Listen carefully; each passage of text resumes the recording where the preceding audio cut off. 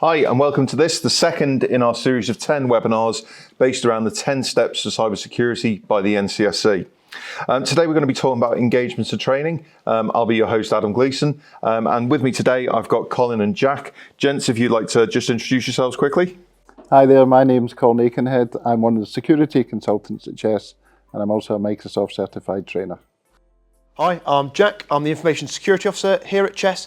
So I'm sort of in charge of the training, security response and guidance here at Chess. Okay guys, so I guess the first thing that we want to talk about is why do we need engagement and training?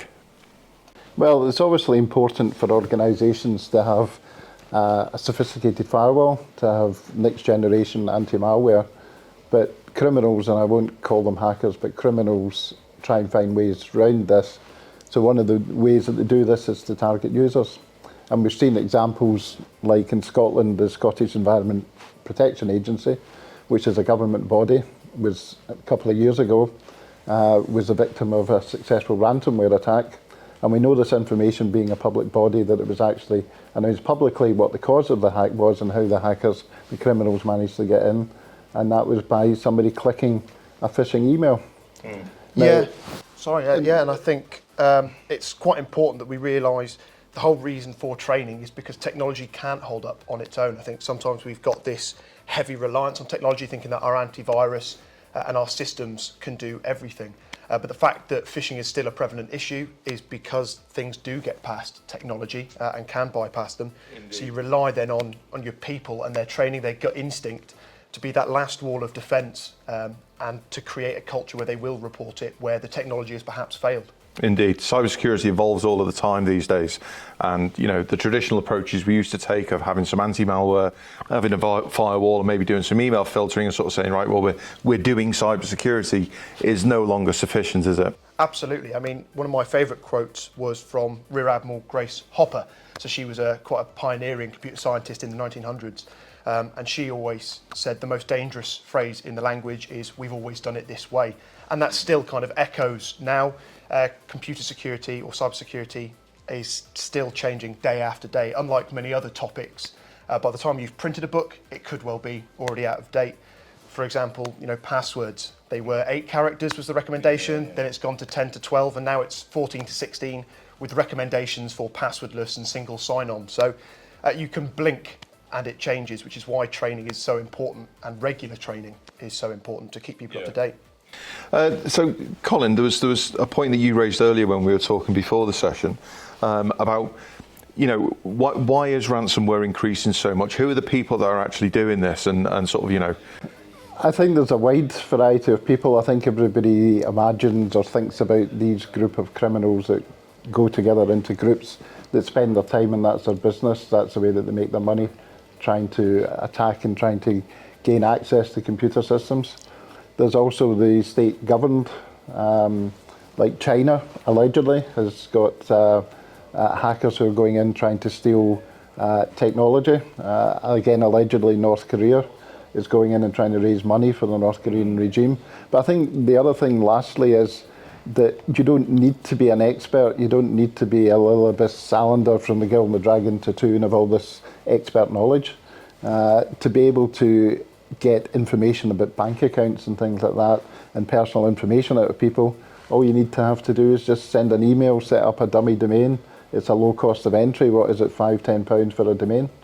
Yeah. And I believe that online you can actually do courses on how you can do this. Yeah, it's become commoditized more than anything. On the dark web you can get things like ransomware as a service, malware as a service now. So these are actually sent as packages, as applications that are used to allow these ease of entry. So it's now on the masses that we have to be worried about these things. Yeah. And then, of course, obviously your APTs, your advanced persistent threats, which are your state-funded, which are more advanced yet again. And there's a lot of money in this. When it's a targeted attack against someone like Chess or other businesses, if they can get to the financial controller or something, you're talking your sort of £60,000, £70,000 if they can work. So they're going to put that research in to your business to try and make it realistic, because a lot's at stake for them.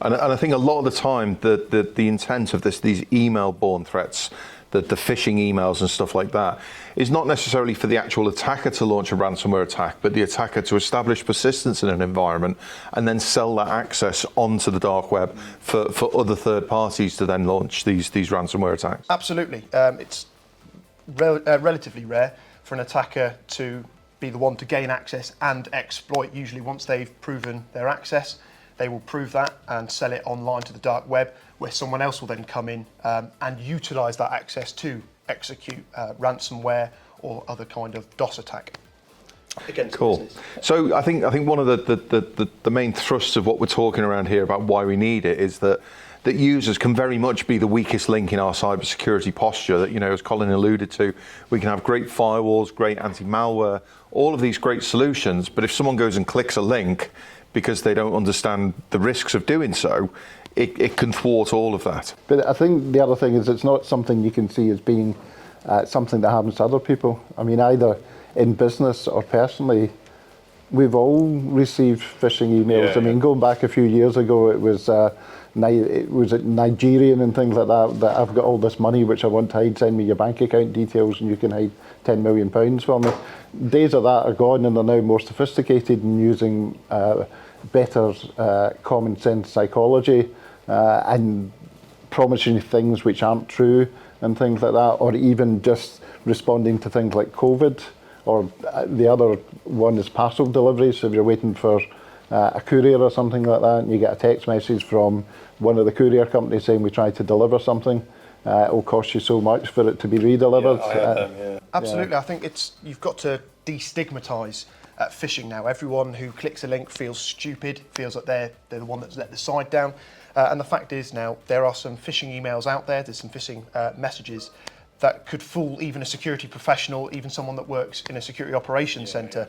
So it's about destigmatising this thing that they're the one at fault. In the end of the day, that's just victim blaming. So it's trying to then go, no, you're a victim, you fell for it, and creating that culture that they can come forward really quickly.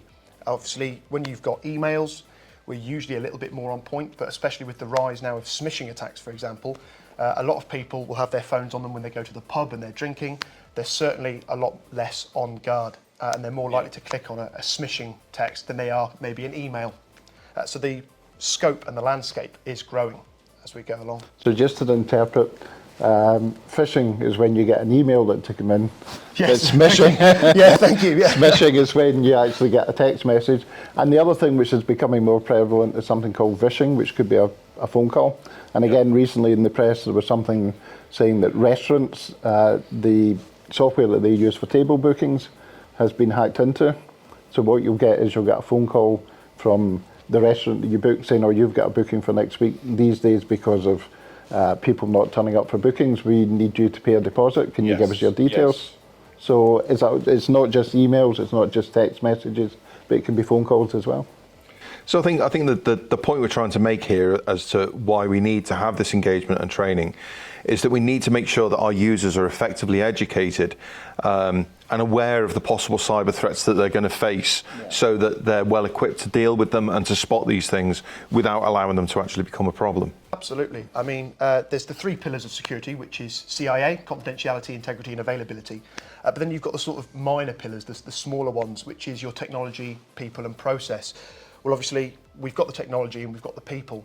The process is then there, which is your training, it's your documents, the boring ones that you put on a file server somewhere that help your people. We can't expect and put all this pressure on people that join the business to instantly know what they're doing and how to spot a fish, how to report things. So that's where process and training comes in. So they've got that crutch to lean back on. They can lean on the technology first, that's your initial crutch, and when the technology fails, they can lean on the second backup crutch, so to speak, which is your process and your training. One other thing that I'm going to throw a bit of a curveball here, cyber insurance premiums. Cyber insurance premiums are going up all the time because the threat to insurers is going up all the time, because the cyber threat landscape is evolving and becoming increasingly complex and increasingly good at subverting all of these good solutions that we put in place. Does having a good and robust engagement and training strategy help with your cyber insurance premiums? Absolutely. At the end of the day, like any insurance company, you've got to prove to them that you've put the right steps in place. So it's all done on risk. And obviously, if you turn up to a company and say, by the way, Yes. I don't lock my doors and I don't do this, I don't have alarms, it instantly will increase your premiums. Whereas if you turn around and go, by the way, we do lock our doors, we have got alarms in place, we train all our people into our systems, you've proven that you're a lower risk, which will come across in cost. It's a bit like car insurance, you have to be able to demonstrate it. So some companies offer to put some sort of tracker into your car to show that you're actually a good driver. It's the same thing, Yeah, as Jack absolutely. was saying. You know, if you can show that you're actually training people, you're actually running ongoing training courses and doing tests and things like that, then it shows the insurance company that you take it seriously and you are trying to undermine risk. At the end of the day, insurance is a last gasp resort that you never want to actually use because you want to stop it before you're actually claiming. Yeah. You know, you buy car insurance hoping that you never have to use it because you don't want to have a crash. Cool. So, all right, so we've probably talked about what engagement and training actually is. When we talk about actually doing the engagement and training, how do we go about doing that? What are the sort of the key tenets of being able to do that? So there's loads of different ways we can train people. So obviously you've got the default induction training, and I think now more than ever, that's the most important training. I'm obviously going to say that as an information security officer, but it is the most important training for when someone joins a business. The very first thing they will usually get given is an IT bit of equipment. So it's very important that they sign their acceptable use policy, that they understand what to do and what not to do with that device, and be very quickly aware of the threats, because the first thing they're going to get in that week is likely some phishing emails. It doesn't take long before you start getting hit by those. So an induction course very quickly goes, right, if you have an incident, these are the people you want to speak to. This is what we expect of you. Some businesses, for example, want users to delete their emails. Others want them to be reported so that they can review them. So it's about establishing that expectation with people. You can then back that up with obviously annual training. And the annual training will then keep them up to date with changes. So as the business changes, along with 27001 Cyber Essentials, policies will change all the time. So it's making sure they are kept up to date, and it's always in the front of their mind. If you forget about things, the vigilance just isn't there. Yes, absolutely, yeah. So, and there's one of the things that I've seen several times, and I've had this problem myself, is that sometimes with these training courses, you know, that you've got to sit there for an hour and a half or what have you, listening to someone drone on or do death by PowerPoint. Some of the solutions that are out there now offer different ways to do that training. Have you got any examples of that? Absolutely. So obviously we use KnowBe4, and they do a variety. So you can either have the large training courses that they just do once in the year, although my preference is the 10-minute snippet trainings, and they're micro modules that you can get them to do it every 2 weeks, every month. But again, rather than having this one big training that happens once a year that they'll cram for, or more likely just ignore and run in the background. Exactly, but it keeps it fresh in their mind, and this is something that you know, whenever I'm talking to customers about you know, the engagement and training piece, there's a tendency, the way that when we first started doing these phishing simulations and stuff like that, they would come out once in a while. People would, you know, the first couple of people might get caught out by it, then word would get around that, oh, the IT have sent this thing around. Everyone kind of goes shields up sort of temporarily and is on the lookout for these things. But then once they realise the sort of the danger has passed, they sort of relax their level of readiness, if you will, and you know, and that they're sort of vulnerable again. Whereas, you know, having it as a continuous thing that's keeping it fresh in their mind, which I guess brings me on to the next question that I was going to say about what kind of frequency should we be doing this, and should we be sending just one phishing email template around to all of the users? Should we be mixing it up a bit? What kind of frequency is good? You know, what does good look like with doing a phishing simulation test? Yeah, and it's quite difficult. Ultimately, it comes down to what your capability is. So systems like KnowBe4 allow you to put in multiple templates, and then you can give it a time frame, and it will chuck out one of those templates to someone at a given time frame. So it creates that randomness so that you don't get people running around the office saying this is this one template. Other solutions don't, so you have to kind of work with what you. So it becomes a bit more hydraulic, and you know, you've got to crank the sausage machine to get it coming out. Yeah, and it's a clever method of putting out these phish sims, and you can either have it every other week, You could do it monthly. I wouldn't say any slower than monthly. Monthly is sort of that limit where you're at least bringing in that engagement. People are always worried. I know when I send out the fish sims here at Chess, you always get people report genuine emails, or sometimes they'll report a real fish thinking it was one of my fish sims, which is good. That's proof then that people are always on edge, and it's not putting them on edge in a bad way, but just making sure they're always vigilant and asking questions, basically.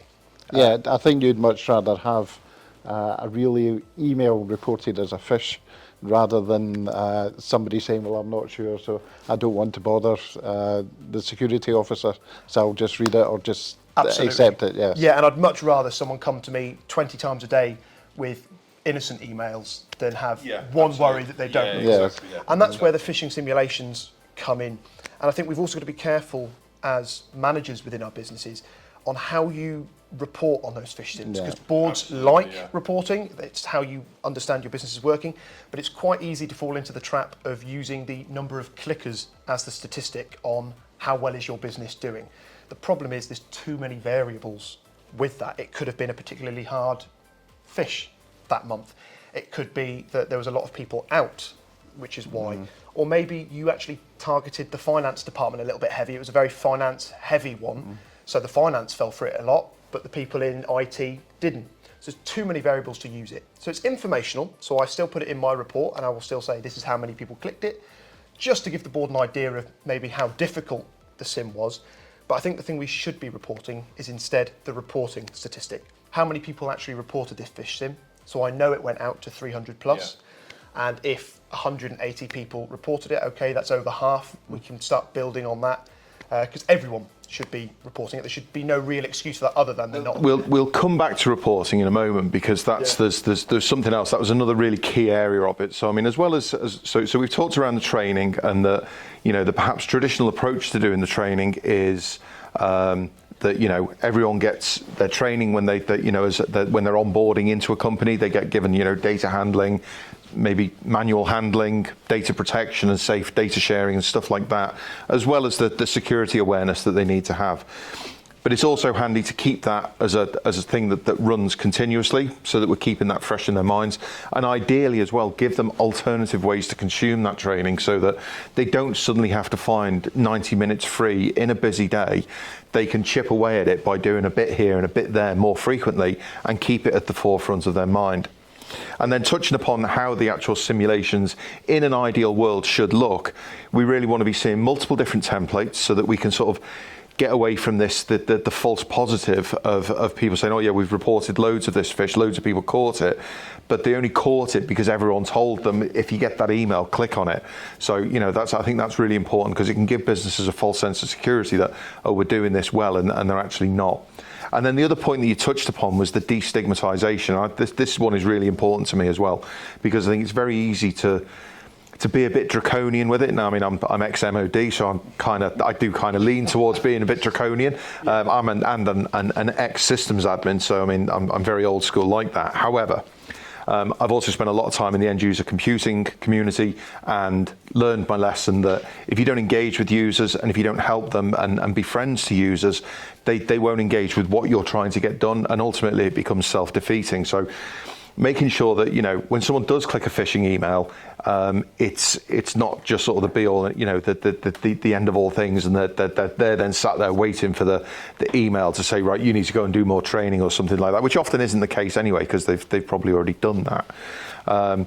One of the things you touched upon Novi for earlier, and one of the really cool things that I've seen in that solution, and I think other solutions do it as well, when people do click on the phishing link, as I understand it, that takes them to a sort of a web page that you can customize, and then it will actually give them red flags. It'll show them the areas. Is that correct? Absolutely. And that's the important thing there. I think you nailed it on the head with punishment, and you've got to be careful with punishment. I think a lot of the default that people do is they'll go, if you click on a phishing link, do this training course. And it'll be a 15-20 minute training course with all the right intentions, but to the end user that comes across as a punishment. They've now got to sit through a 20-minute boring course that they already know they just made a little mistake. Whereas KnowBe4 offers you this dashboard which instead lists off the red flags. So if they want to skip through it, they can, but on the whole, they won't. They have a little look through, they'll read through the little red flags, on how to be better next time, and they can move forward. So you're not punishing them, you're just giving them a little bit of information, going, it's easy to make a mistake, here's how you can look at it next. But I think that really helps. I mean, I'll hold my hands up, even as a cybersecurity professional. In the past, I have been caught out by phishing simulation links. To be fair, it was a very convincing one that my last employer put together, because he was deliberately trying to catch us out. But it didn't give me feedback on what it was that I'd done wrong, where I should have. And this is one of the things that I saw with KnowBe4, and like I said, other solutions will do it as well. It gives you direct feedback straight away that this is what you should have spotted, that the email address looks a bit weird. You should have spotted that it's given you a sense of urgency. There's spelling mistakes, but then this link doesn't look very realistic either. It looks a bit dodgy anyway. But it just meant that it was then fresh in my mind that, like, right, that's what I did wrong. And you learn something straight away from that, rather than just saying, oh, I clicked on something I shouldn't have done. I don't really know how I should have identified that. Yeah, and you nailed a point there about difficulty. So it's quite easy when you do these phish sims, you want to make them really difficult and you put them together. But at that point, you're only really supporting your own hubris. It's important when you put together a phish sim, you need to know what are the red flags. Otherwise, you could put together a phish sim, and when it comes round to, I clicked on it, and they go, what's the lessons learned? Well, actually, there were no real red flags. It was so believable. So you defeated the object of the phish simulation because there was nothing to learn from it. I think the other thing could be your attitude or how you read emails. So if you're under a lot of pressure and you're reading lots of emails at the same time, then you might not read them fully. So one of the things that it can teach you is that you shouldn't be doing that. Correct. Yeah. You know, you should be taking your time to actually go through it to then spot the things that you've learned to look out for in phishing emails. Cool. Now, going back to what you mentioned around reporting earlier, because again, another feature of KnowBe4 that they've concentrated, and KnowBe4, for anyone who's not aware, is a security awareness and training platform with a sort of simulated phishing, but rather than it being a bolt-on to others, which are good solutions in and of themselves, however, KnowBe4 is very focused on this. This is all it does. Yeah. And what I've tended to find in my years working in IT is that you will find these solutions that just focus on doing one particular thing and doing it really, really well. There are several sort of patch management solutions that I could talk about that do that as well. One of the areas that I really liked about KnowBe4 is from a business's perspective, when you're sat there, at board level or at chairman level, and you want to know what is the risk to my business from this. Solutions like KnowBe4 can give you that, because they will correlate the training that users have undertaken versus the click rate and stuff like that of where users have actually been caught out with phishing simulation emails and stuff like that, and then give you an actual. It helps you to be more guided, I suppose, in your approach around. Right, okay, so whereabouts does the deficiency lie? Yeah, absolutely, and it's looking at that reporting statistic, who's reported it, and you kind of prioritise it. So the first people that I expect to have reported it properly are the people that clicked on the link. So when I see it, I'll go, did they click the link? Yes. Did they report it? If they didn't report it, that's where your risk in the business lies, because for whatever reason they clicked it and either didn't realise, in which case you can probably speak to them, or they panicked, in which case it's down to you, it's your responsibility to build that trust with them and make them not feel guilty about it. Yeah. I've always said, if someone clicks on a link in my phish sim, but they've called us up and reported it within 5 minutes, that's a pass. Yeah. They've got them. It's like a driving test. You've got yourself into trouble, but you knew the exact steps to follow to get yourself out of trouble, and that's absolutely fine. I think that's kind of. I think we've probably exhausted everything that we want to talk. Well, we can. I know for a fact that the three of us can sit here and talk about this for hours. All right, guys. Thanks very much for that. I think that was a really good session, and hopefully you've found that informative. And that's all for me today. We'll be back next time with our next session, which is going to be around asset management, maintaining visibility and configuration control over your devices, and all of that good stuff. Thanks a lot.